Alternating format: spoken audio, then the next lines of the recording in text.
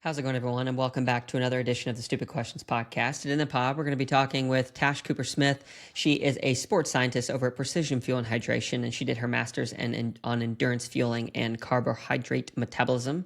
So she definitely fits in with the crew over at Precision Fuel and Hydration. If you do want to connect with her, actually, check out the show notes in the description below where you can have a free 20-minute call with her and be able to figure out what is the best way for you to fuel in terms of carbohydrates and electrolytes and hydration. Yeah, really great team over there, have helped me a ton. This is not a paid ad, by the way. I'm just doing this because they really helped me a ton. And as you guys see all the time, I drink out of this water bottle. So anyway, without further ado, I want to introduce you to Tash Cooper-Smith. Here we go. But yeah, thank you, Tash. First of all, cool thing to, I guess, put a little emphasis on your name. I've never heard anyone with the name Tash before, so is a cool name. What's the etymology of this word? Do you know? My name's Natasha. I just Okay. don't get called it very often. Okay. Honestly, like my mom's the only person who calls me Natasha. So if I hear it, Yeah. I'm like, oh God, what have I done? Yeah. So yeah, That's Tash was awesome. a childhood nickname that just stuck, I think. Yeah. Cool. Cool. So where are you from? Originally, I'm from Buckinghamshire, which is sort of near London, in the UK. And I moved to Dorset when my parents moved down here, which is where I'm based now at the Precision HQ. Yeah. Awesome. Do you like growing up where you grew up? Was it more of like a country setting or a city setting? It was kind of a mixture of both. It was a little town, let's say, on the outskirts of London, but there was so much countryside around it. So yeah, I was always quite an outdoorsy kid, Yeah. which I just loved. Yeah. And it was nice that I could get into the city or, go out and see things without being miles and miles away. Mm-hmm. Yeah. Kind of like the perfect happy medium between the two. Yeah. Do you have siblings? I do. I have a twin brother. Okay. Nice. Who was born first in terms of minutes? I was, and I take Sure. so much pride in that. Yeah. Yeah. That's awesome. What was it like growing up with a twin? I think when you're a kid, anything is annoying. So having a Yeah. sibling is always someone to fight with. Hmm. But as we grew up and as we got older, it was like having a best mate. It was so much nicer as we like towards, I don't know, 14 years old plus. It was just Hmm. someone to do something with all the time. Yeah. And I think we just got closer and closer because now he's like the person I would do absolutely anything with. Which is so nice having someone like that. Yeah. You said you guys or you enjoyed like the outdoors. Was that something that was pretty common in terms of the activities growing up as a kid in your family? Were you guys very outdoorsy people? Yeah, I mean, my parents aren't particularly sporty, not that outdoorsy, but they never let us just sit and watch TV all the time. It Hmm. was always like, if it's raining, you're gonna go and walk in the puddles and like jump around and do things like that. I think it was just an emphasis on being outside, and because of that, we got into a lot of sports. So we both did things most days after school and on weekends. And instead of it being like forced upon us, it was always a choice, which was super nice. Hmm. Um, and I guess I just carried that on, throughout the rest of my life. Just being outside is like the best thing for my head, Yeah. which is it's nice living where I do, in the basically on the coast. Yeah, for sure. In those younger years, when you started to have some of these, I don't know, experiences with sports and whatnot, there's a lot of lessons to be learned. Do you recall any like key lessons that you started to learn about yourself during those earlier years of getting involved with sports? That's a tricky one. I think doing sports teaches you an awful lot. It teaches you things from teamwork to just self-worth and how hard you can push yourself, Hmm. and believing in yourself. I think Mm, for me, that's probably the biggest thing I learned. Just, you work hard at something, and even from a kid, just playing like tennis with your friends, you learn to like push yourself and focus on being in the moment and doing as much as you can and being the best you can at something. I definitely took that on from, a very young age up until now. yeah, for sure. So, who do you believe that Tash is? Like, who is Tash? That's a good question. I could give you a million answers. Because the easiest one is a sports scientist, because that's my job role. Hmm. I could say daughter, um, sister, that kind of thing. But honestly, just tricky. I think at the moment I probably identify as an athlete, let's say. And yeah, I'm not really sure I could say much more than that. Yeah. So athlete, you work, a daughter, a sister, those hint at some of the values that you hold closest to you. But if you were to hold them all up and weigh them, which one would be the heaviest? Which one takes most of your mental bandwidth and your time? Time is always going to be the job, and I love what I do for work, and it's great that it kind of overlaps with my hobby and being an athlete and doing that kind of thing. But it takes the most time purely because I'm very passionate about it, so I'll do everything I can to, you know, get the best out of what I'm doing daily, and Hmm. giving the people I work with the best of me. But that being said, family is massively important to me. So chatting to my family and my parents, my brother, like pretty much every day is also very important. So Mm. it's kind of balancing it all. Yeah, for sure. Do you think that you're more like your mom or more like your dad? Um, a bit of both. It's so hard. I always get told that I'm like my dad because I look more like him. We have some of maybe the less favorable characteristics in that, like, some of the things that how you cope with stress or your patience, that kind of thing, definitely from him. But with my mum, I definitely get her caring side and like the loving warmth that she had growing Mm, the when I was comfort. growing up, definitely sort of got passed on to me, let's say. Yeah. Do you think that you spend more time in terms of the decisions and the way that you operate life? Do you spend more time in your head or in your heart? Definitely in my head. I think I've been known to overthink quite a lot of things. Yeah. I think I end up getting to the thing I have in my heart, the thing you actually want to do as opposed to the thing that your head's telling you to do. Um, but it takes me a long time to get to that. Yeah. So let me ask you this question, and maybe this will give a little bit more emphasis to how your heart operates. But what's an experience that you've had? It can be any point in your life that you would want to live over again. Wow. Yeah, that's a big question. And there's no rush. You can think about it if you want. Yeah, can we circle back on that one? Yeah, sure. So let me ask you this. When did you come to the conclusion at like when you started to grow up that maybe sports science is something that you wanted to get into? Um, when I was in secondary school, so when I was about 16, 17, and having to decide my A levels, so what I was actually going to study, um, I was surrounded by a lot of people who wanted to do medicine and be doctors and dentists and that kind of thing. And in that, I kind of got swooped up a bit and I thought like, oh, this is the route for me. This is definitely what I want to do. And then I thought about it a bit more and I actually visited University of Birmingham, which is where I ended up studying. But I visited there looking at the facilities for medicine and I was kind of like, oh, okay, cool. There wasn't much there. And then I thought, why not just drop it into the sports science department? And I did, and I got chatting to one of the lecturers there, and everything changed. I was like, this is for me. This is what I want to do. It was like the easiest decision I've ever made. I got there and I was like, yeah, I can see myself being a student here, and then actually eventually having a career in that. Um, and it didn't really change from there. I did my A levels, which were chosen to do medicine. So Mm-hmm. they weren't necessarily what I loved, but I did them, got through them, got to Birmingham, and I just sort of got sucked into it all. I did my undergrad there, and from doing research trials, and honestly, I just kind of did them for fun. I was like, oh, look, someone needs me to cycle for however long and take some blood samples. Cool, I'll do that. You get paid as a student. That's like a Mm-hmm. massive win. Yeah. Um, and I just started asking questions, and I got so hooked on research and physiology and how it all correlates to my own performance and how you can improve performance. And then I was like, okay, I really want to be a sports scientist. And yeah, it's not changed since then. Yeah. Wow. That's not super typical, especially for younger people, for us to have figured out exactly what we want to do and just dive right into it and go full steam ahead.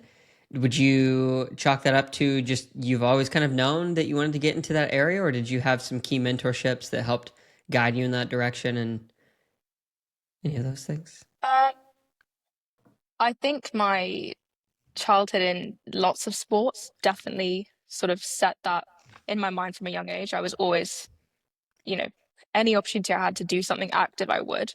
And then I've always loved science, and I had some really great science teachers when I was a kid that, when you have someone that you just like and you get on with, and it just makes you more interested in the subject. I had Mm-hmm. that across the board. And then from then I was like, I want to learn about the human body. So that's where I thought being a doctor could work. But then I realized that actually I just want to do it in a sports setting. I Mm. want to do it focusing on one specific area. And yeah, it wasn't as easy as I think I made it sound. It was a lot of like, is this right for me? Where am I going to get in life doing a sports science degree? Because it's quite hard to get an actual job in this field. Mm. Um, so it was always in the back of my head, like, am I doing the right thing? But ultimately, I knew that I was passionate about it, and if you work hard enough about something you want, you could hopefully get there. And I was very fortunate I did. Yeah. So, did you ever have any, once you kind of got ingrained into this pathway, did you ever have any second guesses like, oh, maybe I should have gone the other route? I did. When all of my friends were talking about it, and they were doing their medical degrees and being all smart and that kind of thing, I thought, "Oh, have I done the wrong thing?" And there were points in my undergrad degree where I thought, this is actually quite straightforward. And I don't mean that because I'm super clever. I just mean like I understood it because I Mm. enjoyed it. And I thought, like, could I push myself more? And then I just realized that I loved it. And I only did well because I, put effort into it. And I never thought I've made the wrong decision. I just thought, how can we make it better? So yeah, it was kind of that. Yeah. What were you, or what are you searching for now? Like, what brings you the most fulfillment in the work that you do? I think because we work with a lot of top level athletes and we help with their fuel and hydration strategies for their racing. I think working with someone who's had maybe a not so perfect strategy, and I'm not saying that they're all, they come to us and they have no idea, because they all do have an idea, otherwise they wouldn't be top level athletes. They wouldn't get that far without some clue. But I think Mm-hmm. it's so rewarding having someone that comes and's like, I could do with some support. You then provide that, and seeing them have a good race. And to me, a good race isn't, top step on the podium. It's having a solid race and a good performance where they've not suffered as a result of their fuel and hydration, or something that we can help with, I guess. Mm. So, your focus is endurance fueling and carbohydrate metabolism. I believe that's what you studied in school, correct? Yeah, I did a research master's in it. Okay. So after my undergrad, I sort of stuck around for another couple of years, and I did a research project where we looked at, it's kind of looking at whether or not you could personalize carbohydrate intake, because the recommendations at the moment are pretty broad. I mean, saying to someone you need like 60 to 90 grams of carbs an hour is good. It's good guidance, but I wanted to know, how specific can we get with that? Mm. Can we dial it into an individual or other trends? So I did a research study on it. So, Yeah, yeah. So, what have you learned that most may not know or understand? in that field. Mm-hmm. Or if you have other things too, yeah, feel free to share those. Um, I just don't think it's as straightforward as current scientific recommendations are. I don't think the trends are that obvious. I mean, I only had, say, like 12 participants in my research study, but they were all different ages, different, male and female, different body weights, different heights, all relatively well trained, and mostly triathletes. But I saw no correlation in any of the data with how many carbohydrates each of them could use individually. So Mm-hmm. we gave them all the same amount. We tried to understand, is there a trend there? And I found none. So to me, that meant that, if you had two 70-kilo males at the same fitness level, there is no reason that their use of carbohydrates is the same. And I think it made me take a bit of a step back and think, okay, so when I give a recommendation to an athlete, it's not just this is the science, but it's actually, tell me about how you feel, tell me about how having this amount makes you feel. And yeah, I guess long story short, it's just there's so much more research that we as, people need to do, and as scientists need to look into before we say that we have the perfect sort of recommendation. And I mean that across the board, not just with carbs, but with sodium and caffeine and everything that Mm-hmm. I do and recommend people is like, hang on, what's worked for you before, and trying to work that out instead of just being like, science says this, so go and do this. Yeah. What does your daily task list look like? I mean, obviously you're working with athletes and formulating these different strategies for them, but what all does that entail? Um, Honestly, it's pretty diverse. It varies all the time, and especially time of year. You know, early on in the year when athletes aren't racing, then it's more just a lot of writing. We're trying to build on the knowledge hub base that we have as a company and get more blogs and articles out there so that we can share the knowledge that we're all building individually when we read research papers, but we can share it to our customers and, people reading those. So at the moment, a lot of my time is spent writing those and working on that. Other than that, I have calls and chats with my athletes, so the ones that I work with on what their races are looking like, how I can help them and support them in their fuel and hydration. Um, we recently got the performance lab, where we do heat acclimation, heat testing, lactate threshold testing. So when we have customers or athletes and ambassadors in, we'll have to run those sessions. And then we have an awful lot of travel, as we Hmm. come into the Race spring and the season. summer. Yeah, we're going to have more races to attend and, crewing opportunities, that kind of thing. So yeah, bless you. Sorry, I'm like muting myself twice here so I can sneeze. All good. So how did you get involved with Precision Fuel and Hydration? Like I've talked to a few other people who've worked there, a couple of the gals that you probably know, and their experience was kind of right out of university. Was that similar with you? Yeah, I finished my master's degree earlier last year, and when I moved down here, I someone put me in contact with Precision. I heard about the company and I'd heard of them before. Bless you. Thank you. Yeah, I'd heard about them before, and I thought, um, maybe I'll just drop them a message. I'll see what they're about. Hadn't used their products, anything like that. Came and actually chatted to the guys, and when you go into a place and you think like, oh wow, this is a really cool bunch of people, I just instantly like really got good vibes from them. Anyways, I went back, finished the rest of my degree, and I emailed them again and I said like, hi, me again. What are the chances you need a sports scientist? And it was kind of like, oh, we're actually really busy at the moment. So I thought, okay, I'll give it a bit longer. So I had like 6 months between leaving uni to actually Hmm. starting here. And I think maybe the annoying persistence that I had got me the job, but I did study something that was quite novel. So looking into the carbohydrate stuff wasn't that common. And I think it got the guys pretty Excited. excited maybe on what I could do. Yeah. But it was very informal. I came in for a few different conversations with Andy and Johnny and the rest of the team. Um, and I just showed a very keen interest in them. And yeah, they took me on board. So I was very fortunate that it was so informal, and I want to say easy. It wasn't easy because I was Yeah. persistent, but yeah. Yeah. If there's one thing I've learned, especially in the podcast world of getting people on, is persistence is definitely key. Is persistence that value? Is that something that you have carried with you throughout your life? Is that more of like a nature thing or a nurture thing, you think? I'm not sure.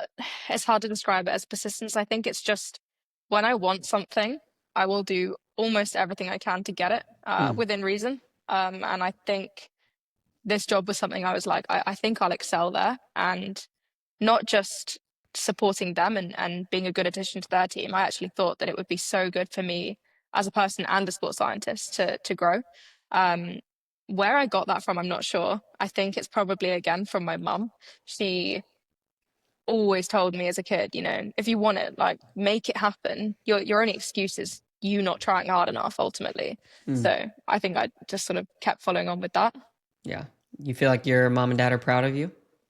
I'd say so. Yeah. Yeah. They tell me enough. Good. That's awesome. And I maybe didn't feel like it when I was younger, especially when I chose sports science over medicine. That was always like Mm, oh no, what are they going to think, hmm. Because sports science has some connotations compared to being a doctor, for example, that it's not as good. But now I know where I am. They're kind of like, they see me go on trips with the company and they're like, wow, okay, she's doing well now. So yeah, it's Yeah. nice.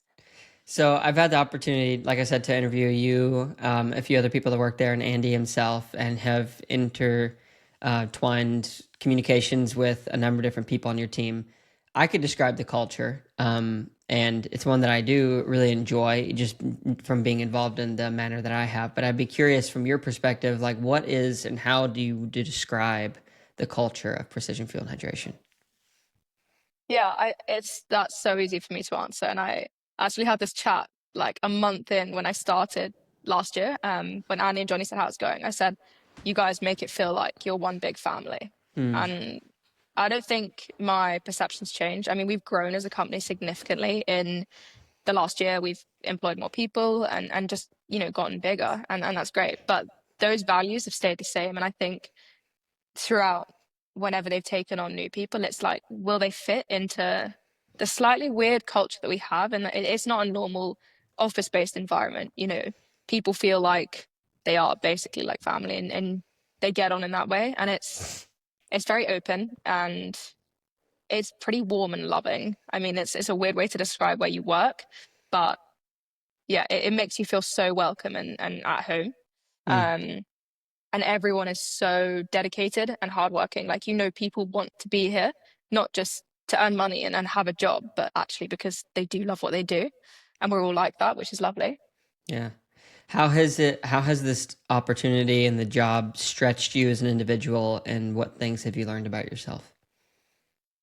I know that I've changed an awful lot in the last year. I came into this, I don't want to say I thought I knew it all because I really didn't, but I think I thought I knew more than I did. And it really opened my eyes to see that there is just so much out there and Mm, so many things that you think you might understand, you actually don't. And being open to that change and being open to actually being told that I was wrong was something that I ended up welcoming. And I think my confidence because of that has grown significantly, um, even with the opportunities we've been given. So to me, traveling and seeing the world is like always top of my list. Any opportunity I get to do that, I would take. But then when mm, you do it on a scale where you're actually working at the same time, it becomes quite stressful. mm, And I know that I don't cope with stress that well. I just let it like build up usually. So for me, understanding that and then working out ways to actually just cope with that because I wasn't going to turn down trips because they made me stressed out or, mm, exhausted. It was like, okay, fine, we just work out ways to manage it. Um, it's made me become so much more confident in just who I am and just being able to talk to someone and having faith in saying that I actually do know what I'm talking about. I wouldn't be here if I didn't. Whereas at the start, I was like so nervous and I'd just be like, can someone else do it? So yeah. it's really nice having that and knowing that I've grown. Yeah. So, what are some of the ways that you have coped with that stress? Because, like, I have been on work trips before, and you're wanting to do things, and then sleep schedules get all wacky, and less sleep means more stress, which means you got to be even better with time management, and it's kind of a spiral out of control if you're not careful. So, what things do you do to kind of cope through that? I think in the moment, especially on those trips, the biggest thing for me is acceptance. So accepting that this is what it's going to be like for a week or so. And Mm, it's never like I say it as if it's going to be bad. I just mean for me, I struggle with that. So it's accepting that, okay, you're going to be tired and you're going to have to talk to people and you're probably going to be grumpy and those kind of things. And as soon as I've accepted it, in my head, it's like, okay, fine, you can kind of cope with that. And otherwise, it's just if I need to go for a 10-minute walk and clear my head or go for a quick jog or, have 5 minutes away from people, that's normally where I recharge most. Um, just being on my own and sort of gathering my thoughts and some quiet time is the easiest thing for me. And then when I get back from the trip, I, you know, spend a few hours on my bike or something like that. And it's like, okay, fine, I can cope, get more sleep and that kind of thing. yeah. But I think embracing being in the moment and accepting that this is actually such a cool opportunity, you're going to be stressed, but it is worth it in the long run. Yeah. No, nothing good ever came in during a time of ease. I've been told like never let a good crisis go to waste. And I'm not saying that these trips are necessarily crises, but anything that puts pressure has I think the potential to either help to grow you if we attack it from the right angle or completely deflate us. So it's For sure. cool to hear that you're figuring that out. So I'm curious to know, you said in the beginning, you didn't know what you didn't know. So what were some of the things that you were wrong about? I'm not sure I could tell you a specific thing. I just think I thought that I've got this master's degree in sports nutrition. Yeah.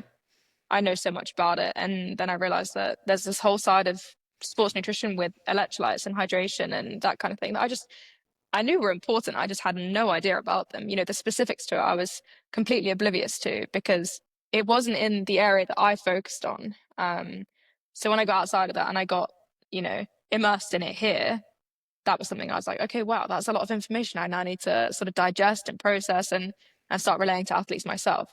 Um, I think also just not just like I was wrong about things, but I was so against being wrong. You know, having Mm-hmm. that thought in my head, I was like, I always want to be right. I want to prove to people that I do know stuff. And Mm-hmm. actually now I love someone telling me that I'm wrong because it's like, oh, that's more stuff that I didn't know before. And I'm actually learning now. And that's been a massive change, going from one mindset to another and being so open with that it's been huge. Yeah. But good. Yeah. What are your long-term aspirations with just your line of work? I want to stay in this field. I want to ideally stay with precision. I love working for these guys. I think the next, but the biggest step for me is I want to do a PhD. I want to do Oh, that's more huge. research. Yeah, I'd love to again focus on another topic area and just go straight into it and understand so much more. And ideally, it would be in the sports nutrition field, and I'd latch on to something that I could research into and further and help support what we do as a company, ideally, and help our athletes. Beyond that, I haven't really thought that far, Yeah. but yeah. Well, what needs to happen for the PhD to become a reality that you can start driving towards? Um, I'd love a couple more years to just be a sports scientist and see what there is to learn because Mm-hmm. so many people are researching at the moment and they're all finding different things that haven't been done. And the more I sit and read papers and work with athletes, I think like, oh, okay, that could be a cool study. So more time to work that out first. And then ultimately it's just funding and getting the place and doing that. I don't think actually doing a PhD would be necessarily hard to get hold of. I just think finding the time in a fairly busy schedule and pausing your professional career, I guess, for a little bit Mm-hmm. is a big thing. And I'm so new to it that I'm pretty reluctant right now to just put everything on hold when I'm Yeah. still, yeah, learning. Yeah, for sure. So, what's taking up the most mental bandwidth for you right now? General job, day-to-day work. Staying on task. Yeah, making sure that you meet the deadlines and within reason, and balance everything else you need to do in your life to sort of stay on top of priorities. So not just work related priorities, but Mm-hmm. getting your own training in and seeing my family and that kind of thing. Yeah. How's training going for you? Yeah, it's good. Um, Up and down, as everyone probably says, you have good sessions, you have bad sessions. So generally it's good. I mean, I always try and zoom out and see where I was, say, 3 months ago to where I am now. So if I did that, it's going well. Yeah. What are some of your goals? Like, what are you shooting for right now? Um, I guess previously I've done a lot of 7.3s and middle distance triathlons. I say a lot. Mm-hmm. I've done a handful. I am finally going for the big one, finally going to do an Ironman this year. So Oh, wow. I have That's that huge. in, yeah, I've got that in June. That is Oh, the A that's, goal. yeah. What Ironman are you doing? And yeah, what is going to be like your longest sessions for in preparation for that? I imagine holding a full-time job and doing that as well is like very difficult. It's Ironman Les Sables. It's in France. Okay. Um, and yeah, the biggest sessions, I don't know. My coach likes to drop a couple in as hints, and he's put a couple of long 5 and a bit hour TT rides, which they'll be tough because you're Yeah. almost getting to race distance at that point. The training itself, though, I find, although it's like balancing it around work and it's when can you fit it in, it's just I do really love it. So Mm-hmm. I don't find it that hard to motivate myself. Not anymore, at least. When you get kind of hooked on doing it, it's far easier than when you're really unfit at the start. Yeah. Yeah. And that's coming up really soon, though. That's like you're going to be doing your biggest training blocks here in like the next 6 to 8 weeks and then kind of starting to pull back some. But yeah, I remember when I did my first one, I was so terrified. But the good news is after you do a full, halves feel like just the shortest thing ever.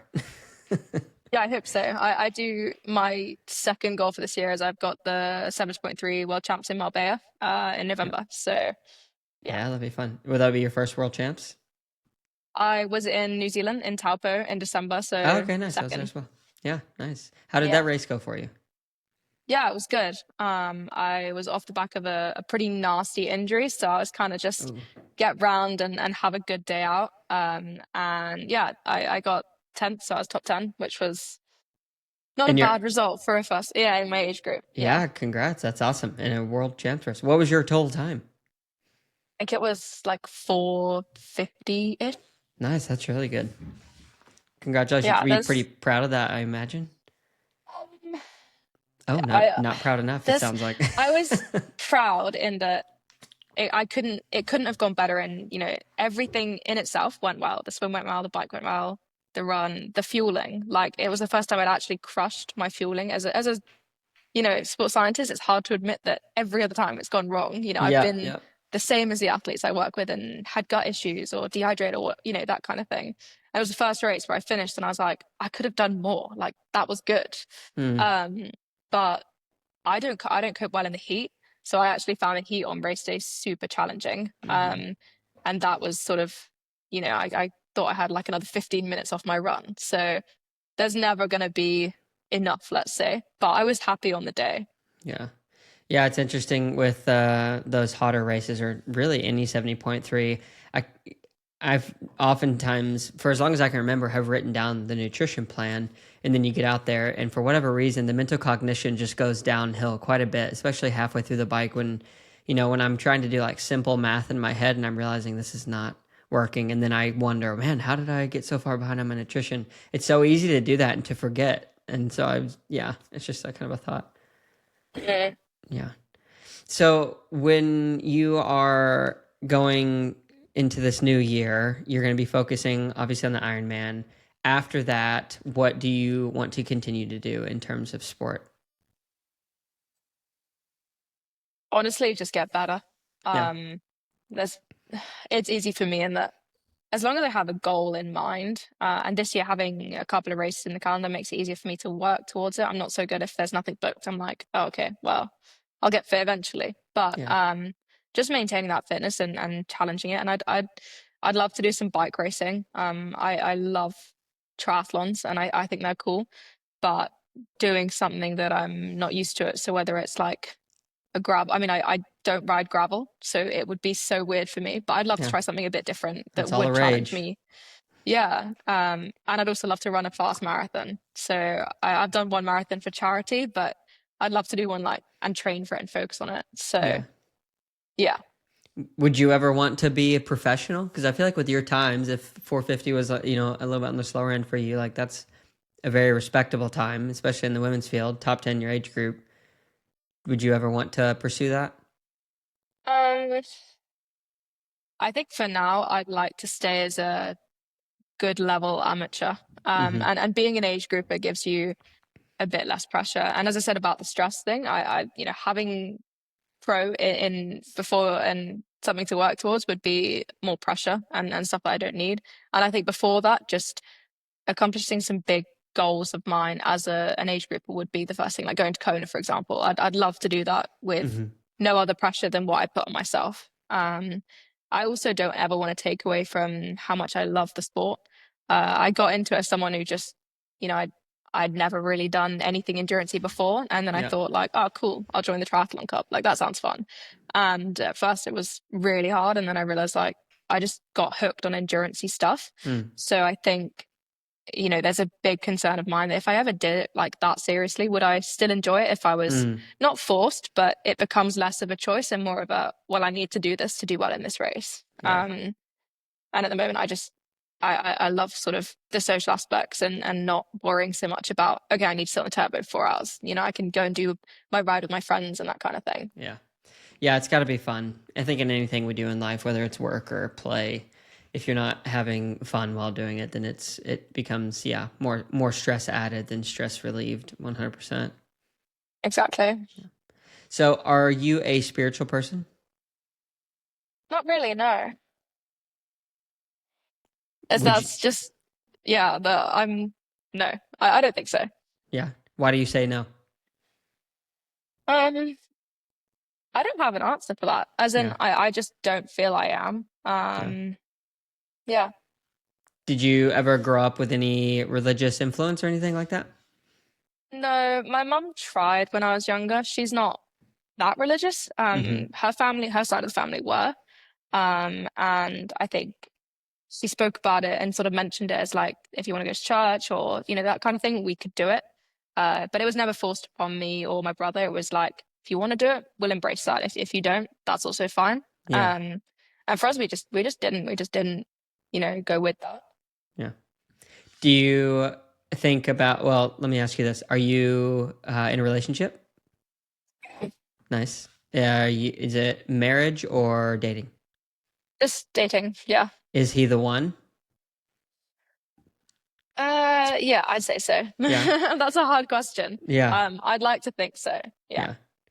Yeah. How long have you been dating, if you don't mind me asking? Only a year. That's a pretty long time. I feel like after a Yeah, year is when you start to really get to know somebody. yeah. I feel like we were like best friends within seconds of knowing each other. And Mm, from then it was so easy. It was just like I could spend my life with this person. And yeah, it's not changed. yeah. Well, we should invite him on and just see what he thinks. I'd hope you'd say the same. I'm sure he would. I'm sure he would. So the reason I ask that is like as you progress into that relationship, and you build that foundation for maybe a world after where you're married and you're building a family. I was going to ask you like if you have kids, do you think that you would ever want to give them that same choice at like religion or spiritual things or anything like that, or no? I think if it was, something that friends said, or if it was ever a topic. I mean, for me, it was that my friends were going to church, and I said to my mum, like, "Can I go sometimes?" And I'd go with them. My Hmm. parents wouldn't take me, but I would go with my friends and do, like the social stuff that they do for kids when you're younger. Hmm. And if my children ever wanted to do that, I would never ever be against it, and Yeah. I'd let them. It's the same with eating habits. You let them relatively pick. You just guide them along the way. So if it was something they wanted to do, I'd never stop them, but I wouldn't necessarily enforce it. Yeah. No. Good. Thanks for letting me dive into that. I know that some of those questions can be a little bit like, oh, this is kind of weird, but I appreciate getting to hear your perspective. So going into the future, again, going back, I guess, on the topic of precision fuel and hydration, as you move forward and you continue to just be more tenured at this employer, how do you think that your leadership will change? Because you said the company's growing, and I imagine that you're working with more people, maybe even having some form of training or helping people get more involved in the company. How do you see yourself becoming more of a leader? Um, I think so. We have interns at the moment.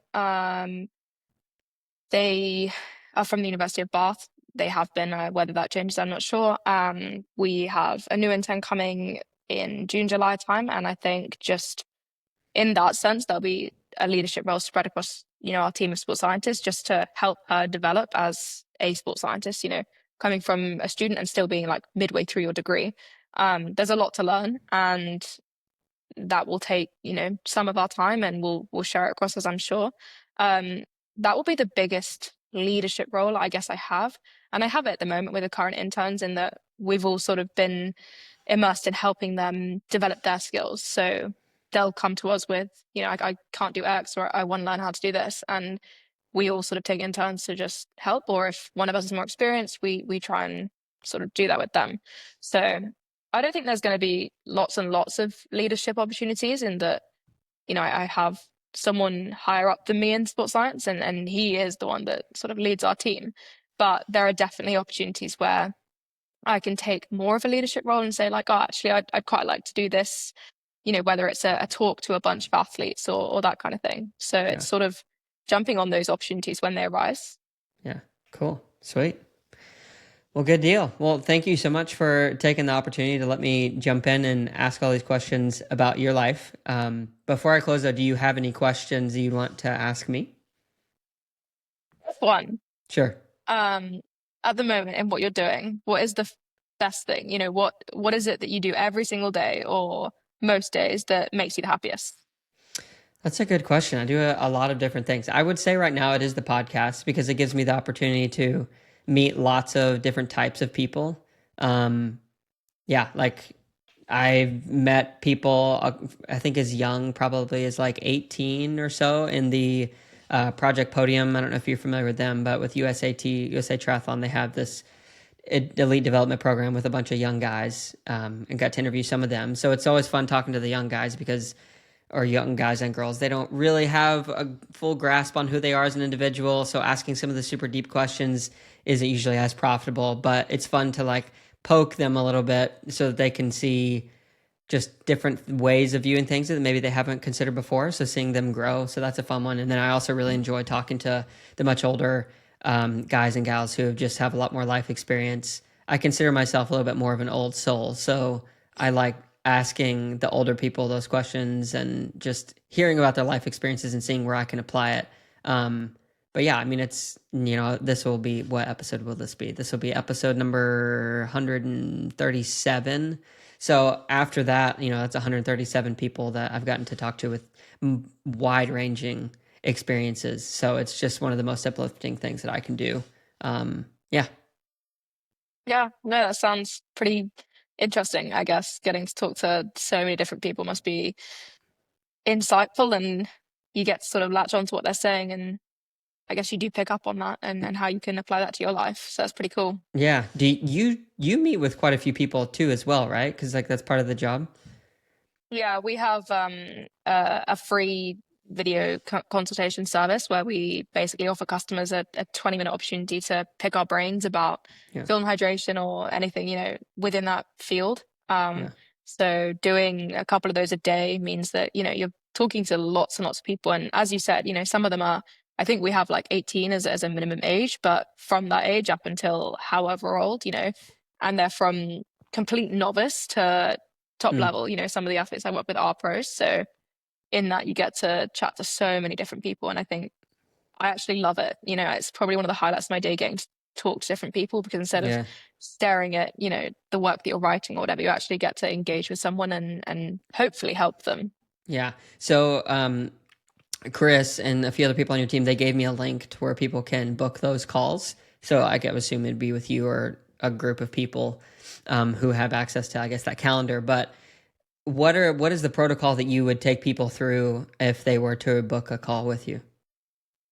Yeah, I think all of us do it slightly differently. So I guess it depends on who you get. But Sure. for me, I try and let it be as led by them as possible. They've booked the call because they have questions and they want guidance. And normally I say, like, what is it that you do? What sport do you do? Are there any questions that straight away you have that you want me to address? And if they have them, I try and get involved in that and let them sort of have a back and forth with me. If I say something and they want more on that or whatever, I go into that. Some people just sort of say, like, tell me everything I need to know. So it is very much dependent on who you get on the day. And sometimes it feels like I'm just lecturing them about you need X number of carbs or you need how much fluid. And yeah, those are good in itself. But I love the ones where people have questions and they say, like, I've heard that you could do this, will this affect my performance? And it's like, okay, and you get to really have a proper chat with them. Yeah. But I guess their background and what they currently do in sport and how best they want help is just where I'd start, and I just let it progress and give them the 20 minutes and the rest basically that they Yeah. need to sort of go on to that. Yeah. How many people total have you interviewed as you've been doing this? I couldn't count. Yeah. It's I a ton. Yeah, I mean, it's a couple a day, and I've been here a year. Oh, well. I wasn't doing them from the start. I had a couple of months to train and to see how my colleagues did it, and then understand how I was going to do it. And you get observed and that kind of thing to make sure that we're all giving off the same general information. Yeah, sure. But yeah, the way in we do it is a bit different. So lots of people. Yeah, yeah. Cool. Well, it'll be fun to hopefully get some people to sign up with you guys. I've got that link, so we'll make sure to share it in the show notes and stuff. But yeah, thank you so much for taking the time and letting me dive in and ask you all kinds of questions about who you are. Yeah, of course. Thank you so much for having me. It's been so great to chat. Yeah. Thank you so much to Tash for coming on the podcast and letting me dive into her life and poke and prod a little bit about the different areas of experience that she has had. Really appreciate her taking the time.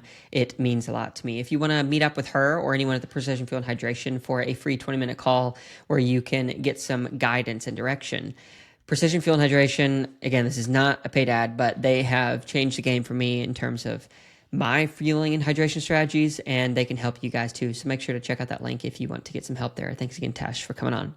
If you made it to this point in the podcast, thank you so much. Check out the show notes if you want to sign up for the newsletter and also any of the other stuff that has been mentioned. If you are listening on YouTube, if you could like, comment, subscribe, and leave a comment, which I already said, and turn on the notification bell. That really helps to continue to grow the podcast. If you are listening on Spotify or Apple Podcasts, if you could review, like, share, any of all those things continue to help grow this podcast. It really makes a huge difference and does help me to continue on in this journey. So thank you guys so much for being here, and we will catch you in the next one. Peace.